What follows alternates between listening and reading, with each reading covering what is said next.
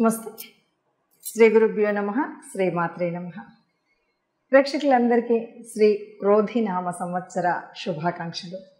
కొత్త సంవత్సరం తెలుగువారికి, ముఖ్యంగా హిందువులకి కొత్త సంవత్సరం అనగానే మనకి ఆనందోత్సాహాలతో, కొత్త ఆశలతో, కొంగొత్త ఊహలతో ఈ సంవత్సర కాలం అంతా మనం ఎలా ఉండాలి, ఎలా ఉంటే బాగుంటుంది అని ఆశలన్నీ కూడా ఒకచోట కుప్పబోసి ఆ ఆశలకి అనుగుణంగా మన ఆశయాలు ఉండాలని కోరుకునేటువంటిదే ఉగాది.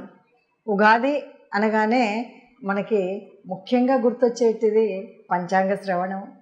మన ఈ సంవత్సరం అంతా కూడా మన యొక్క రాశి ఫలాలు ఎలా ఉన్నాయి, వీటిలలో మరి ఉన్నటువంటి ఈ రాశి ఫలాలకు అనుగుణంగా మనం ఎలా ఉండాలి, ఏ ఏ గ్రహాలు అనుకూలించట్లేదు, ఏ ఏ గ్రహాలు అలంకరిస్తున్నాయి, మరి అలాగే రాజ్యపూజ్యం ఎంత, అవమానం ఎంత, ఆదాయం ఎంత, వ్యయం ఎంత, వీటన్నింటికి అనుగుణంగా మనం ఏ రకమైనటువంటి ప్రణాళిక వేసుకోవాలి, ఇవన్నీ ఆలోచిస్తాం.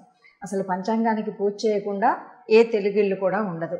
ఉగాది అనగానే ముఖ్యంగా మనం పంచాంగానికి పూజ చేసి తిథి వార నక్షత్ర యోగకరణాలన్నింటితో కూడా కలిసి మనకు ఎలా ఉంటుంది ఈ సంవత్సర కాలం అని చూసుకునేటువంటిది.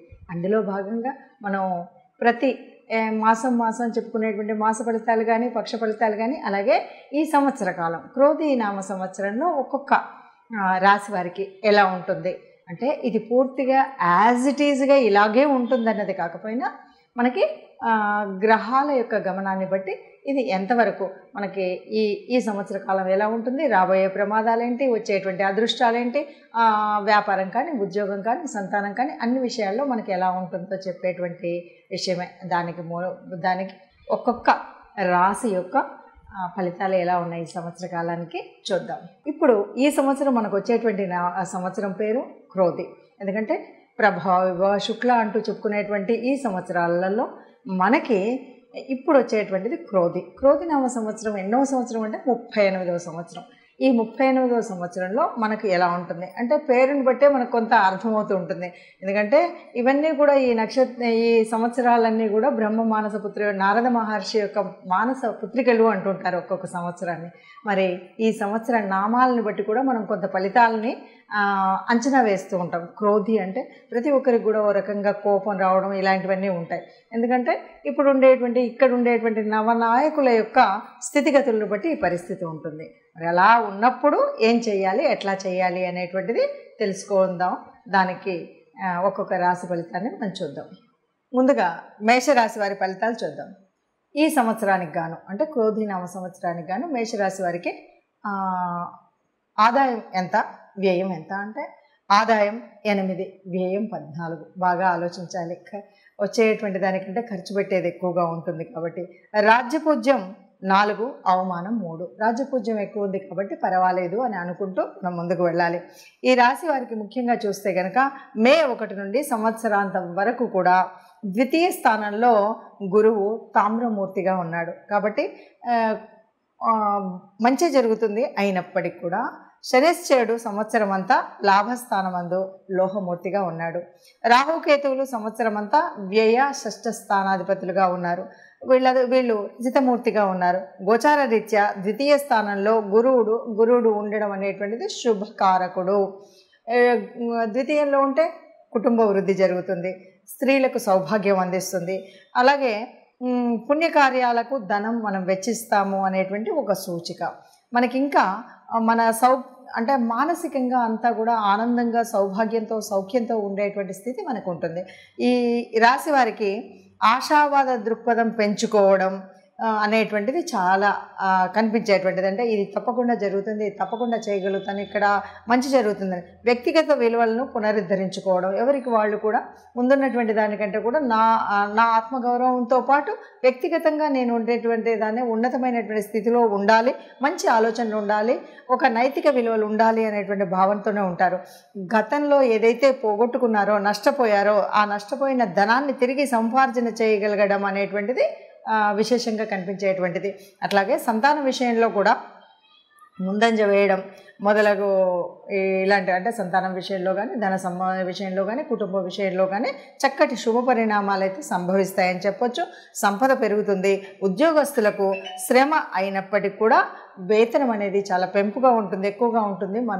వికాసం అనేటువంటిది చెందుతారు. ఇక ఏకాదశి స్థానంలో ఉన్నటువంటి శని ఉండడం వల్ల మిక్కిలి అనుకూలమైనటువంటి సమయంగానే చెప్పొచ్చు. దీర్ఘకాలంగా న్యాయపరమైనటువంటి సమస్యలకు ఉన్నాయి, మనకి ఇప్పటివరకు పరిష్కారం దొరకలేదు అనుకునే వారికి ఈసారి తప్పనిసరిగా అనుకూలమైనటువంటి పరిష్కారం వస్తుంది. అలాగే భార్య, పుత్రులు వీళ్ళందరి వల్ల కూడా, అంటే మన భార్య అనవచ్చు, భర్త అనవచ్చు, వాళ్ళ వల్ల చక్కటి సుఖం ఉంటుంది. సంతానం విషయంలో చక్కటి ముందంజ వేసేటువంటి అవకాశం ఉంటుంది. సంతానానికి అన్ని రకాలైనటువంటి అభివృద్ధి, అంటే ఉద్యోగరీత్యా కానీ, చదువుల్లో కానీ, వారి వివాహాల్లో కానీ, వారి సంతానంలో కానీ చక్కటి అభివృద్ధి ఉంటుంది. శరీర ఆరోగ్యం అంటే మన మానసికంగా ఉండేటువంటి నిర్మలత కానీ ఇవన్నీ కూడా చక్కగా ఉంటాయి. దానివల్ల ఇష్టకార్యసిద్ధి కూడా కలుగుతుంది. మనం ఏదైతే కోరుకుంటున్నామో అది కలుగుతుంది. విదేశీ విద్యను ఆశించేటువంటి వారికి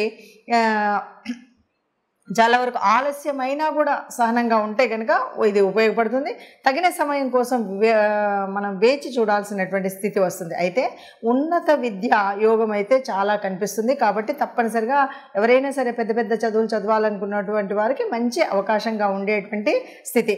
ఇంకా పుత్ర సంప్రాప్తి బాగుంటుంది, కలత్ర సౌఖ్యం బాగుంటుంది, ధనలాభం ఉంటుంది, ఇష్టసిద్ధి ఉంటుంది, అధికార వృద్ధి ఉంటుంది, కుటుంబ సౌఖ్యం ఉంటుంది. అనేక విధాలైనటువంటి శుభ పరిణామాలన్నీ కూడా ఈ రాశి వారికి ఉంటాయి.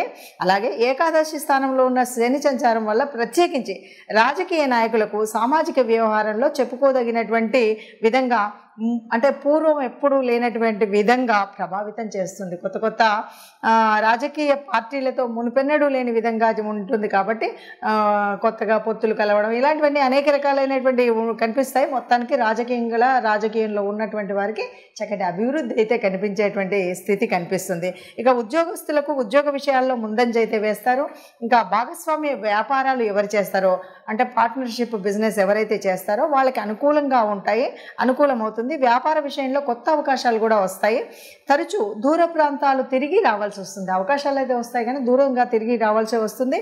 వ్యయ స్థానంలో కేతువు, షష్ఠ స్థానమందు మూర్తిమంతం ఉండడం వల్ల ఏమవుతుందంటే కొంచెము ఒక రకంగా చెప్పాలంటే మంచి ఫలితాలే, మిశ్రమంగా అనిపించినా మంచి ఫలితాలే వస్తాయి. ఇతర దేశాలకు తరచూ ప్రయాణం చేయవలసినటువంటి పరిస్థితి అయితే ఉంటుంది. ఆర్థిక విషయంలో ముందంజ లేక వెనుకబాటు కలుగజేస్తూ ఉంటుంది. పోటీ పరీక్షల్లో ఉత్తీర్ణత అయితే ఉంటుంది. ఉద్యోగ సిద్ధి కలుగుతుంది. ఇక ముఖ్యంగా అశ్విని నక్షత్రం వారికి హఠాత్తుగా ఆనందకరమైనటువంటి సంఘటనలు ఉంటాయి. కుటుంబంలో శుభయోగం ఉంటుంది, కార్యసిద్ధి కలుగుతుంది, ధనయోగం కలుగుతుంది. ఇలాగా ఒక్కొక్క నక్షత్రాన్ని కనుక చూస్తే భరణి నక్షత్రం వారికి అవసరానికి తగినటువంటి ధనం ఎప్పటికప్పుడు వస్తుందని చెప్పొచ్చు.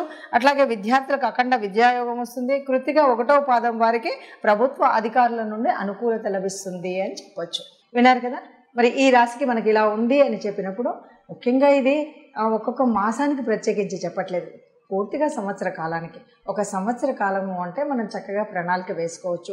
ఏ వ్యవహారంలో ఏ గ్రహాన్ని అనుకూలిస్తుంది, ఏ గ్రహం అనుకూలించట్లేదని చూసుకోవడమే కాకుండా సంవత్సర నామంలోనే క్రోధి అని ఉంది కాబట్టి మనల్ని మనం మానసికంగా కొంత ప్రశాంతతతో, కొంత ఓపికతో, కొంత మనం ఆలోచనని సరిగ్గా వేసుకొని, అంచనా వేసుకొని ఒక్కొక్క అడుగు ముందుకు వేసినట్లయితే ఏ కష్టం రాకుండా ఈ సంవత్సర కాలం అంతా సుఖంగా సంతోషంగా ఉంటాం. ముఖ్యంగా మనం ఆశించేది ఏంటి అంటే అందరం కూడా సంతోషంగా ఉండాలి, అందరం కూడా ఆనందంగా ఉండాలి, అందరికీ అన్ని ఉత్సాహంగా చైతన్యంతో కూడినటువంటి పనులే జరగాలి.